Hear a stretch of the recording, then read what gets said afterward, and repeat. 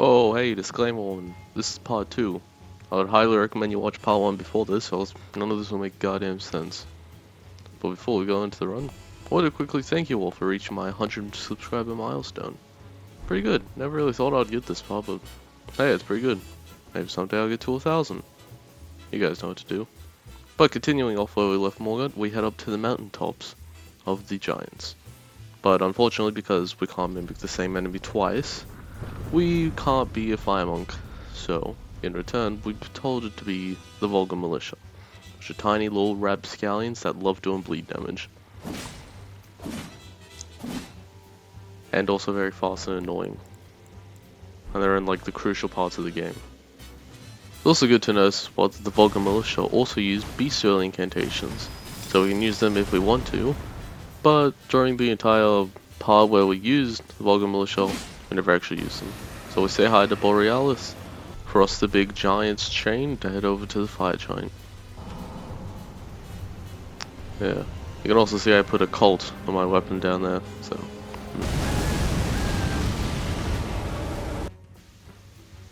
After that dramatic fail, we head our way down to the Azura's hero grave, where we can watch a bunch of skeletons get absolutely wrecked by the chariot. No, I'm just joking. We head over here to get the Vulgar Militia ashes, and then we make sure to head our way back to the Round Table Hold so we can max them all out. Then we head back to the Fire Giant to see how well the Vulgar Militia do. Not gonna lie, I was pleasantly surprised. Rather I was using the Vulgar Militia, I thought that would be 2, but notice I got 3. Hey, that's a pretty good bargain deal. Not recommend using these guys though, because they're quite squishy, especially against the Fire Giant who does very massive damage. Luckily, however, we get a lucky bleed on the Fire Giant and hurtle one last rock at his face, killing the Fire Giant. And hey, look at that, towards the end, 2 and Vulgar Militia survived. Overall, I'll give this build a 8 out of 10. Small boys, pretty cool. Bleed, also pretty cool. Hey, remember that one crucial character, Melina, that I forgot to mention in the previous video? Yeah, well, she's dead now, so I mean, I guess that's pretty sad if you care about the character. One day meet the road of destined death. Goodbye.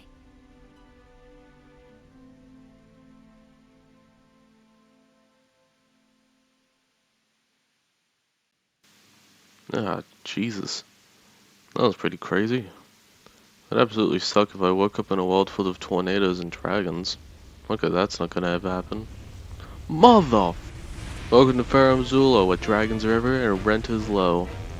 And also we're gonna have a lot of deaths for this run because I don't think me or many players of Elden Ring really like Farum Zula, which is understandable.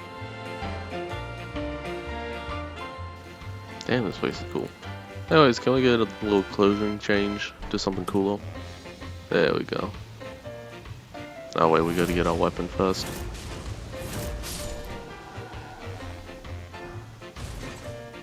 There we go, that's much better now.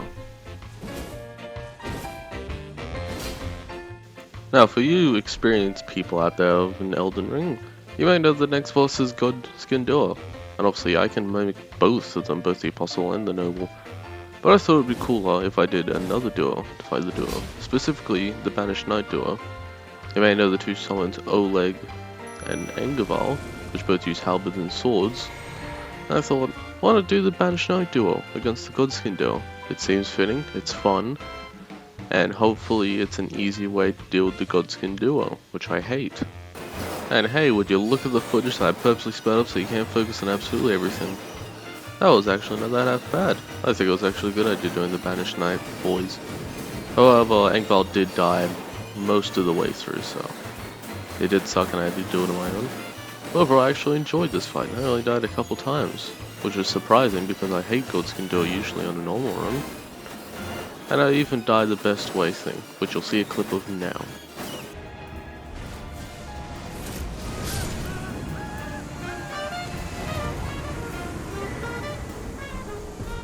But hey, that was a really fun boss. Luckily the next boss wouldn't be hard as hell and like really annoying to deal with, right?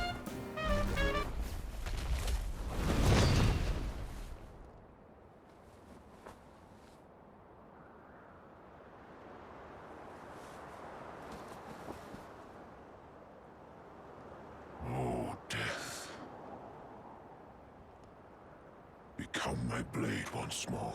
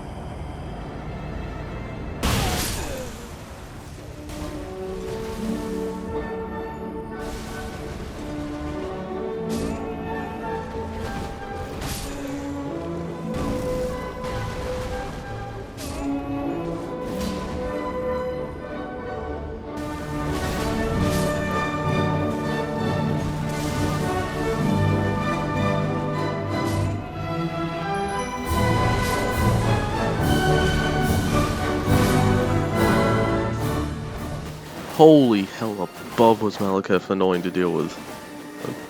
I think his first phase, the Guardian Beast Clergyman, was harder than his second phase, to be honest. As you can see here, I did have to resort to using the Mimic Tech, which still follows the rules of the run, but I thought it'd be cheesy. But before long, we finally killed Malekith. Overall, I think the build is really good, since I enjoyed the Black Blade, but against Malekith, it's not the best, so I'm giving it an 8 out of 10. Oh death, become my blade once more. Again.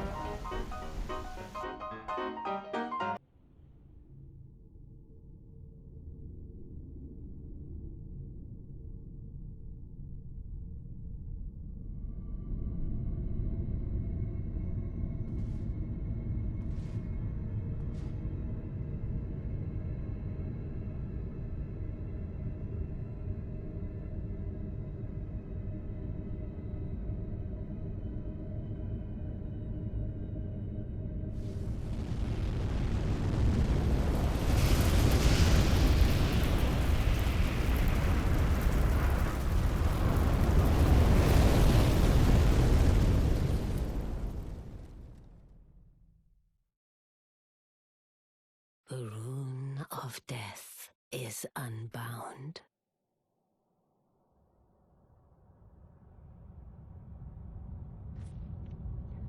And the lands between are shrouded by death's dark fate.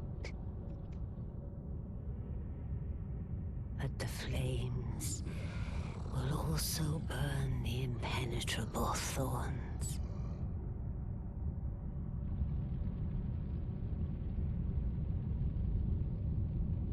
Farewell it is then.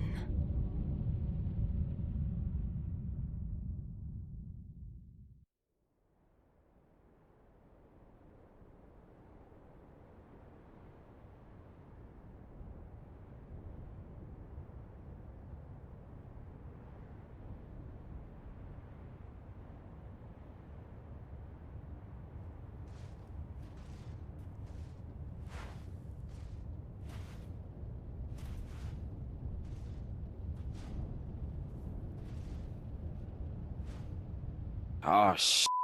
Here we go again. That's right, we are now in the final stretch, so without ado, another transition to Gideon Ofnir.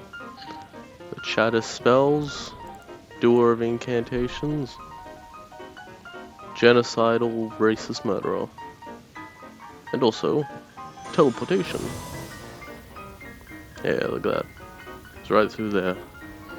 But it's probably good if we actually get our spells and incantations in first, huh? That'd be kind of helpful. So, can we do another teleport spell to get where we need to, really quick? Alright, thank you. Wait, what the hell? Oh, hey, Albers. Now, Gideon, being Gideon, was very easy to deal with. Even though this felt like a very fair fight, you know, we both used spells, we were both spamming. Except, you know, I was just the better Gideon, clearly. Overall, I can't really say I enjoyed the spell spamming type nature of this. So I'm only going to give it a 4 out of 10, since, yeah, you can cast a lot of stuff, but you're quite squishy. And also, it's huge Gideon off near the racist. Jesus, this thing's going to be long. Hey, but enough about Gideon. Up there is one of the last few bosses we have to turn into. So, let's do that, shall we? Yeah, there we go, the Elden Chat himself.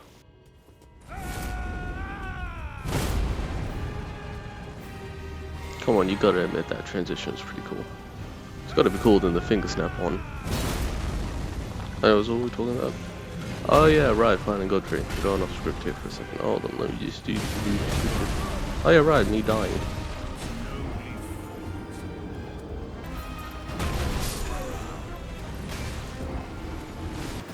Godfrey and Horaloo was definitely a very hard fight, but it was definitely not Malekith's level of hard. It was hard enough that like I enjoyed challenging him in that.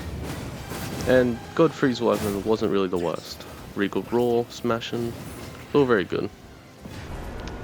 But, you know, enough about fighting that. Give this a ranking. 9 out of 10. Godfrey, the first Elden Chad. That's all that needs to be said. But now we have to go against Radagon and Elden Beast, which is the final boss of the game and we can't really mimic them, so we could be anything in the game. And, you know, that being anything, we have tons of choices to be from. For example, we could be a Clean Run Knight and use the Scythe or Spear if we really wanted to. Or hell, we can try and be another boss that we haven't fought against yet. Be Loretto of the Haligtree, which I haven't even been to the Haligtree in this run, so it could be a detour thing. Or you can even be a Tree Sentinel, or even a damn Aristocrat, or even Melania if I really want, or Elma the Bride. Ooh, wait a minute, that one's actually not that bad. Yeah. Yeah, sure, why not? I'll defeat Elden Beast as Elma the Bride. Or should I say Elma or the Glue?